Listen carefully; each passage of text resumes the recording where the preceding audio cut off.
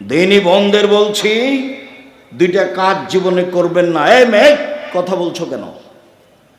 মহিলা মানুষ হিসাবে দুইটা কাজ করবেন না। এক, অভিমান নেই। অভিমান করলেই শয়তান সুযোগ পাবে। অভিমান কি? দিনাজপুর স্বপ্নপুরী নিয়ে গেল না দেখতে, অভিমান। একদিন জামিয়া সালাফিয়া সম্মেলনে রাজশাহী নিয়ে গেল না, এর নাম অভিমান। অভিমান করলেই শয়তান সুযোগ পাবে। দুই, প্রতিবাদ। তোমার মা কেন এই কথা বলল, তোমার বাপ কেন এই কথা বলল, তোমার ভাই কেন এই কথা বলল, তুমি কেন এই কথা বললে?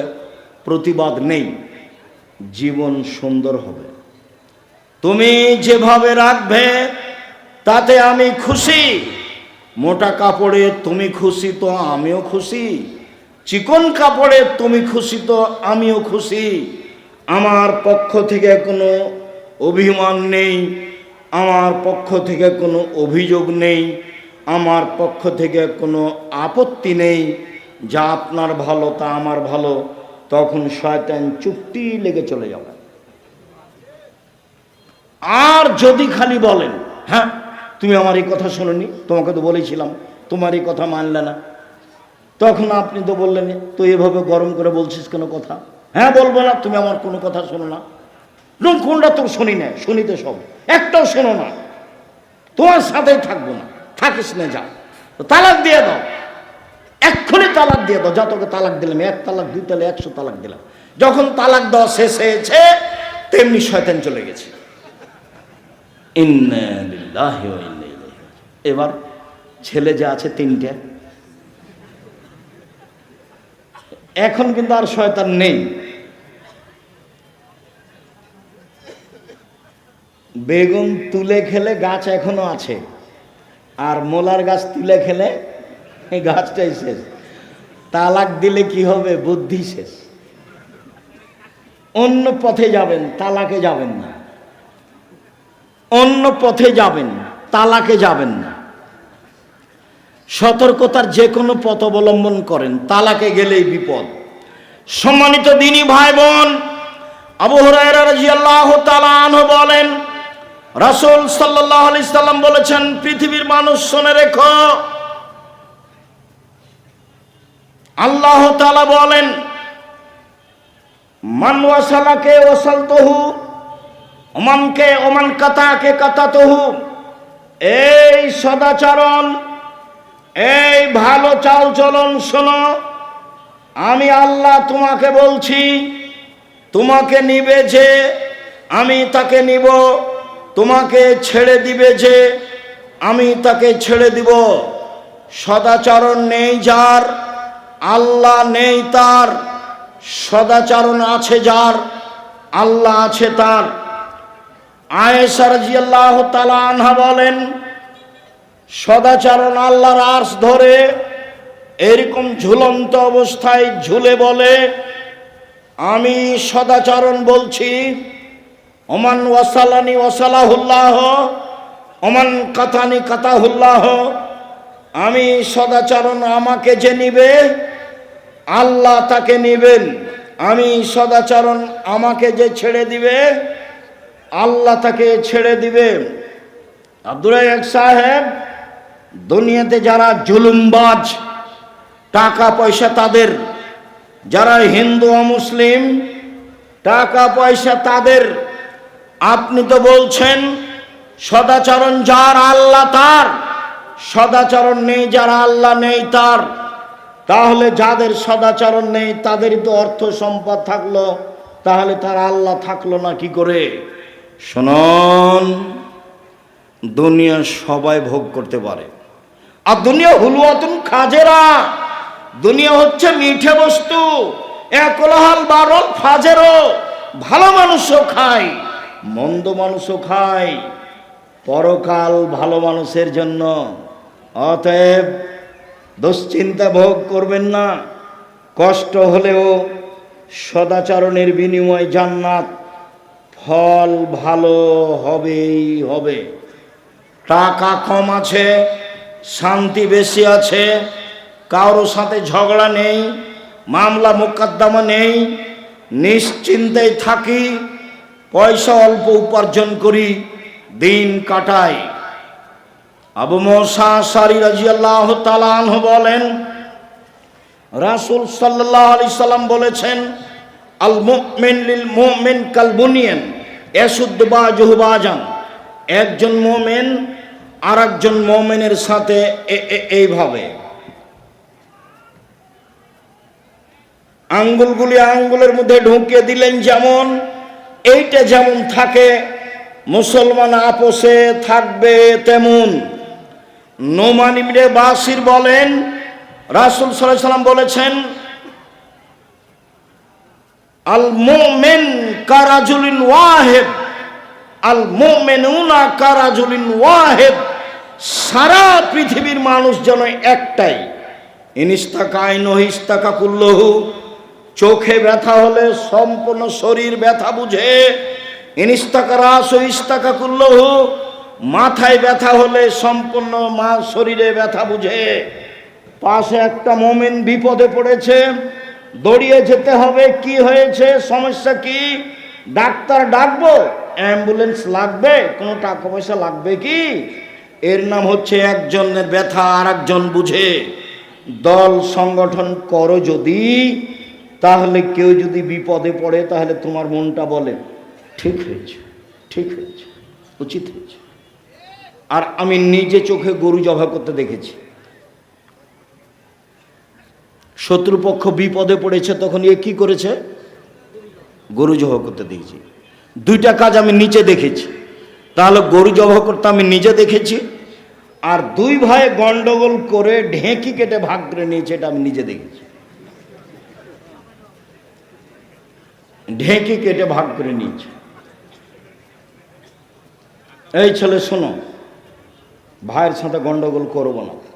বড় ভাই যা বলছে তা শোনো। তুমি ভাইয়ের রুজি নিয়ে দুনিয়াতে আসনি।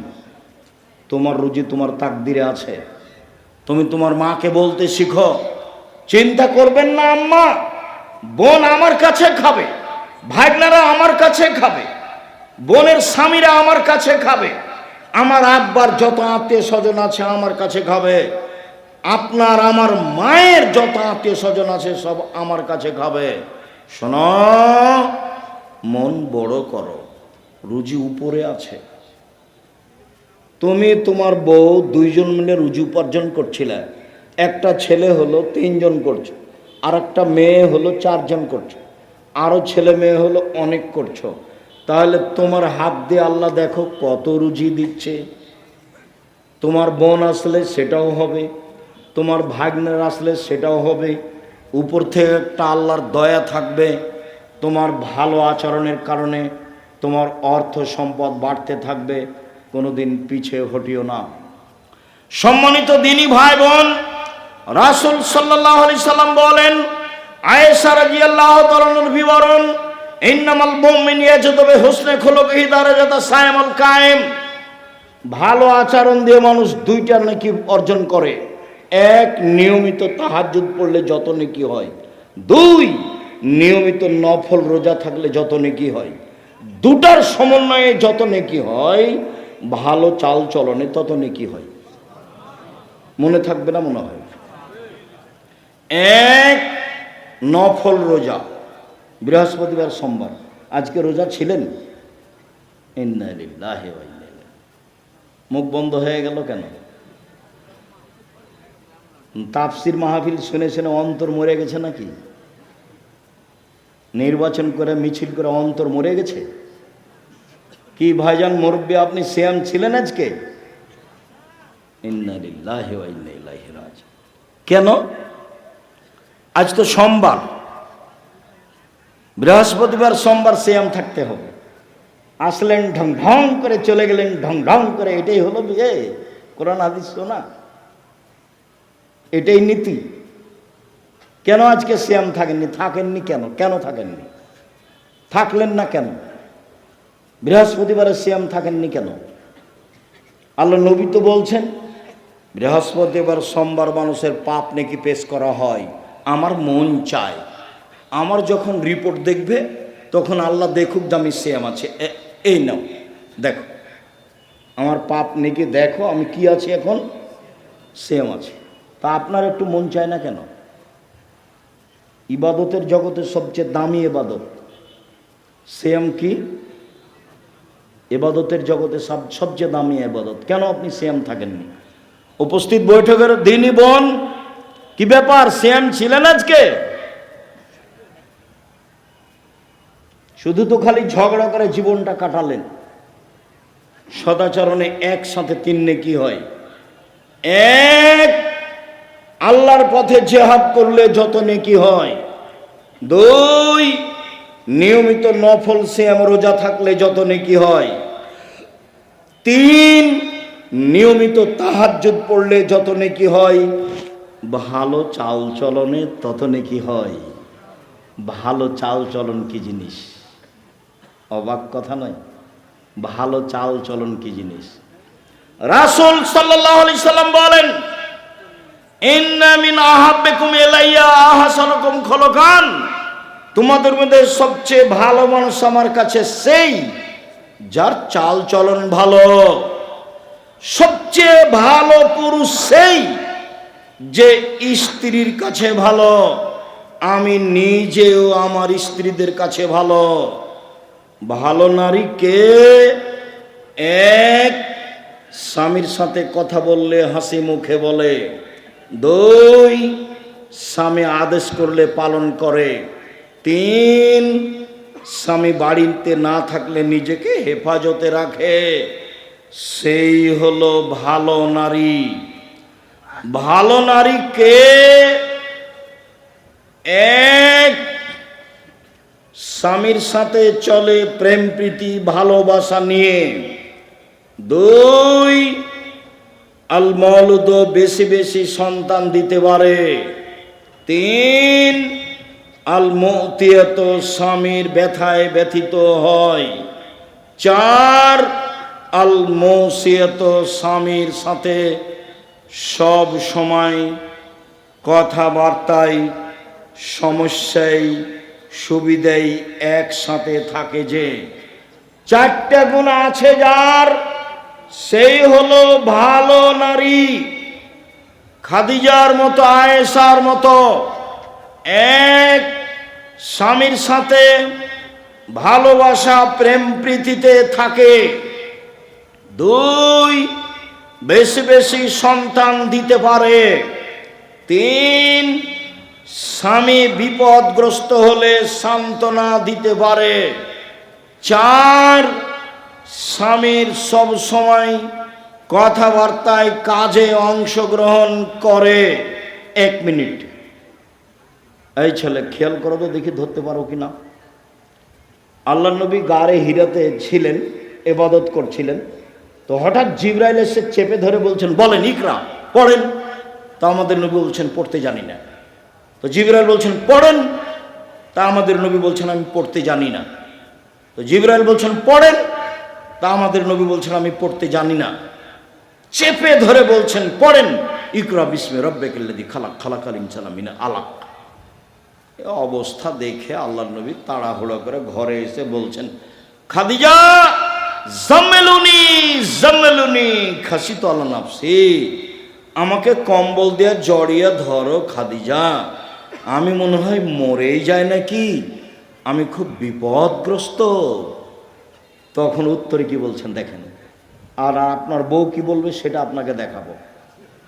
1, কাল্লা, কখনো নয়, অসম্ভব, হতে পারে না, আপনার বিপদ আসতে পারে না।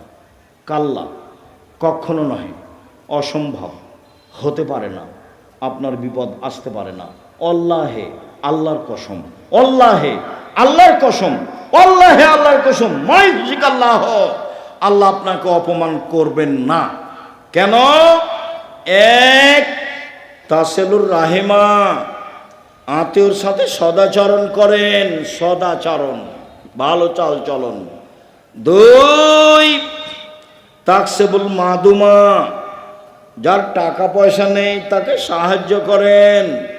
3, তাহমেলুল কাল্লা, যে কোনো কাজ করতে পারে না তাকে অর্থ সম্পদ দেন। 4, তাকরিজ জাইফা, মেহমানের মেহমান নামাজি করেন, এইসব কাজ আপনি করেন, কখনো আপনার ক্ষতি হবে না। এই কথা খাদিজা বললেন। আর আপনি আপনার স্ত্রীকে যদি বলেন, শোনো খালেদা, ঘটনায় তোমাকে তো বললাম যাও না, তোমাকে তো শতবার বললাম যাও, তুমি তো কথা শোনো না, তুমি তো কথা শোনো না, তুমি তো এটা করলে, তোমার কারণে এটা হলো, নেবার এ হলো দুইজনের সংসার। ও এখন বিপদগ্রস্ত, ওকে কিছু বলবে, চিন্তা করবেন না, সমস্যা হবে না ইনশাল্লাহ। আল্লাহকে বলি, আল্লাহ আমাদের সহজ পথ করে দিবেন। এদিকে না গিয়ে বলছে, তুমি তো গেলে জোর করে, তোমাকে তো নিষেধ করলাম, কত তোমাকে বললাম, তুমি ঠিকই হয়েছে, তোমার ঠিকই হয়েছে। এ হলো বউ, মানে বিদ্যাও নাই বুদ্ধিও নেই, অপ্রয়োজনীয় কথা বলে। আপনি আমার খুব কাছের মানুষ, আমি আপনার জন্য এসেছি, আপনাকে আমি মন থেকে ভালোবাসি, কোনো জায়গাতে কষ্ট পেলেও আপনাকে আমি কষ্ট দেওয়ার জন্য এসব কথা বলিনি। বক্তব্য শুনতে এসে যখন আপনি এখন যেমন নিস্তব্ধ আছেন, ভালো লাগে, বক্তব্য চলাকালীন যখন আপনি আপনার প্রয়োজন দেখান, কি প্রয়োজন, পেশাব পায়খানা, কি প্রয়োজন, এক কাপ চা, কি প্রয়োজন, দোকানে একটু ঘোরা, তখন এই স্বভাবকে আমি ঘৃণা করি। আমি তো কোরআন হাদিসের কথা বলছি, আমি তো দিন রাত বলছি, জীবনে আমি অপ্রয়োজনীয় বাক্য বলিনি। তা আপনার এইটুকু ধৈর্য হয় না কেন? নির্বাচন করে, গ্রামের বসবাস করে, মারামারি করে, ঝগড়া করে, আর ওই যে মোবাইলে ওটা কি, ওই যে দুইজনের ঝগড়া, টকশো, ফ্রি ফায়ার, বা আরও ওই যে আছে পাবজি, বা আরও যে ওরা কি বলে, যাই হোক, যেগুলো সব সময় একজন আর একজনের বিরুদ্ধে লড়ছে, ওগুলো দেখে দেখে দেখে স্বভাব একবারে পেশাব পায়খানার মতো হয়ে গেছে। মানে স্বভাব বলে কোনো জিনিসই নেই।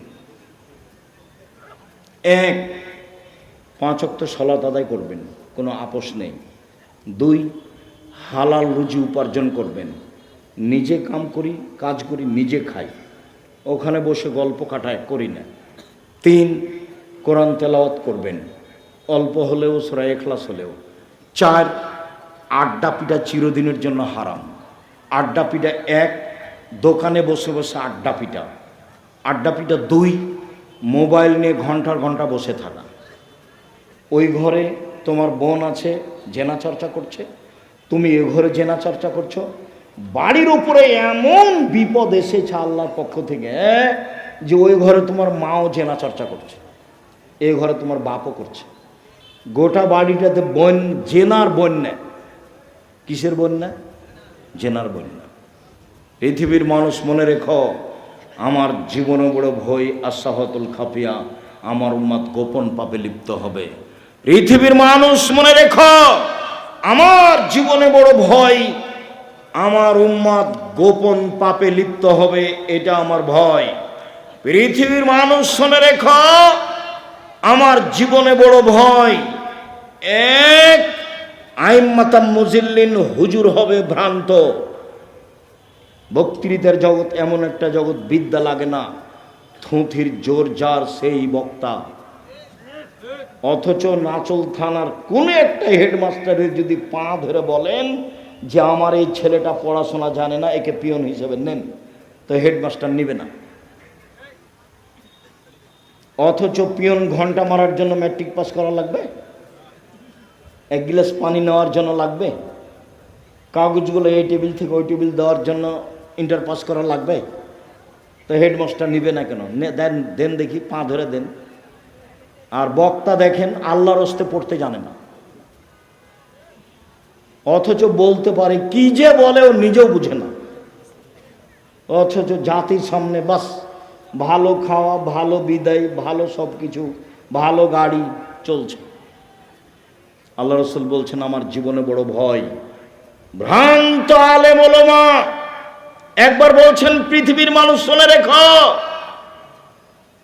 এখনো তো মিম্বাদি আইম্মা, আমার পরে কতগুলি আলেম ওলামা হবে, ইস্তান্নু নবেগের সুন্নতি ওয়াহিদ নবেগের হাদিয়াতি, আমার আদর্শ ছাড়া অন্য আদর্শ ধরে বলবে এটাই রাসূলের আদর্শ, আমার সুন্নাত বাদ দিয়ে অন্য সুন্নাত ধরে নে বলবে এইটাই রাসূলের আদর্শ।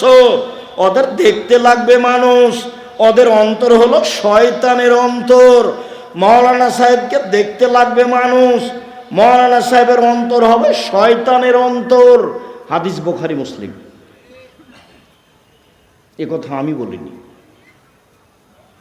এ কথা মুহাম্মদ সাল্লাল্লাহু আলাইহি ওয়াসাল্লাম বলেছে। দুই, সাতালতাহিকু কাবাইলুল উম্মতি বিল মুশরিকিন, আমার উম্মত হিন্দুদের সাথে মিশে যাবে। তুমি পূজায় গেলে কেন? জিনিস বিক্রি করতে গেলে কেন? ঘুরতে গেলে কেন? গেছো কেন? এই ছেলে গেলে কেন? যাবা কেন? তোমার স্বভাব কেন তো খারাপ, নিচু কেন? তুমি একবারে এত নিচে নেমে গেছো কেন? ওখানে তুমি গেলে কেন? আমার উম্মত হিন্দুদের সাথে মিশে যাবে। তোমার মোবাইলে দিন রাত বাজনা বাজে কেন? এটা তো হিন্দুদের কাজ।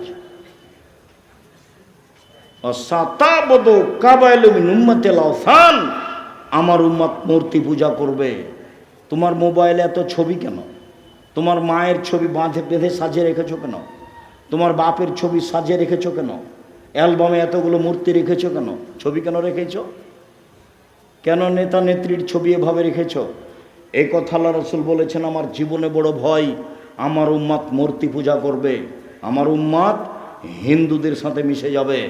সম্মানিত দিনী ভাই বোন, নিজেকে বাঁচান, পরিবারকে বাঁচান, নিজেকে বাঁচান, পরিবারকে বাঁচান। রুজি ব্যবসা করে করেন, সবচেয়ে ভালো হবে।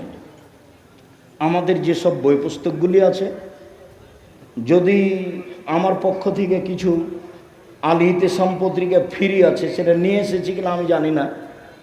যদি পত্রিকা নতুন আছে আর আমার পক্ষ থেকে ফ্রি আছে, সেটা দেখবেন, আর বই পুস্তক সেগুলো নিয়ে যাবেন।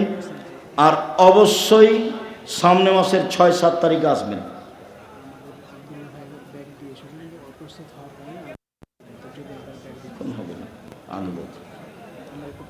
তো অবশ্যই 6-7 তারিখে যাবেন। যদিও আমার ইচ্ছে ছিল, আবার ওমর বললেন যাও তুমি, লাশটা মসজিদে নববীর পাশে রেখে দিয়ে আয়েশাকে বলিও পুনরায়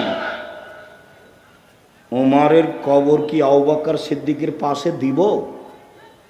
যদি হ্যাঁ বলে দিও, না বললে বাকিউল গারকাদে জনগণের পাশে আমার কবর দিও। শোনো, আয়েশাকে বলার সময়তে বলিও উমর আবু বকর সিদ্দিকের পাশে থাকতে চেয়েছে, বলিও না যে আমিরুল মোমিনিন চেয়েছে। আমিরুল মোমিনিন বলো না। আরে 20 বছর আগে তার চেয়ারম্যানই পদ শেষ হয়েছে, বলছে সাবেক চেয়ারম্যান, বলছে সাবেক প্রিন্সিপাল। এই ছেলে, কথা আমি বুঝাতে পারিনি, বুখারীর হাদিস। ওমর কি বলছেন ছেলেকে? যে আব্দুল্লাহ, আয়েশার কাছে গিয়ে বলিও যে কবরটা আবু বকর সিদ্দিকের পাশে দিতে দিবে কিনা।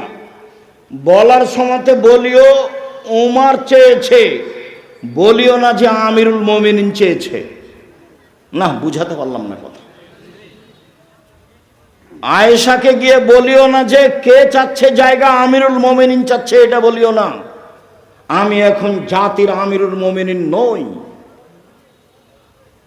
অর্ধ পৃথিবীর খলিফা, কুশাগর বুদ্ধিজীবী রাজনীতিবিদ ওমর, যাকে দেখে রাস্তাতে শয়তান চলে না। আল্লাহর নবী বলছেন, জান্নাতে ঘুরছিলাম, দেখলাম খুব টকটকে ঝকঝকে ঘর, অবাক হয়ে গেলাম, এত সুন্দর ঘর। পাশে একজন বৃদ্ধা মহিলা। আমি বললাম, ঘরটি কার বলতে পারো? মহিলা বলল, ঘরটি উমারের। আমি আঁতকে উঠলাম। উমারের আত্মমর্যাদা আমার স্মরণ হলো। আমি ভিতরে যেতে চেয়েছিলাম, কিন্তু উমারের আত্মমর্যাদাকে হিসাব করে আমি এই ঘরের ভিতরে যাইনি। আল্লাহ রাসূল বলছেন, আমি উমারের আত্মমর্যাদাকে হিসাব করি। উমার অর্ধ পৃথিবীর খলিফা কোষাগর বুদ্ধিজীবী রাজনীতিবিদ উমর বলছেন, বলিও যে উমার চেয়েছে, বলিও না যে আমিরুল মোমিনিন চেয়েছে। সম্মানিত দিনী ভাই বোন, আমি আপনাকে আজকের বৈঠকে অনুরোধ করতে চেয়েছি, বাকি জীবন কারোর সাথে খারাপ আচরণ করে 1 মিনিট বাঁচতে চাইবেন না। যা হবে হবে। অর্থ সম্পদ কেউ লুটে নিল, কেউ গালি দিল, কেউ মামলা করলো, আসামি হয়ে যেতে রাজি আছি, বিবাদী হয়ে বাদী হয়ে নয়। আমি কারো বিরুদ্ধে মামলা করব না, এতে আমি রাজি নই।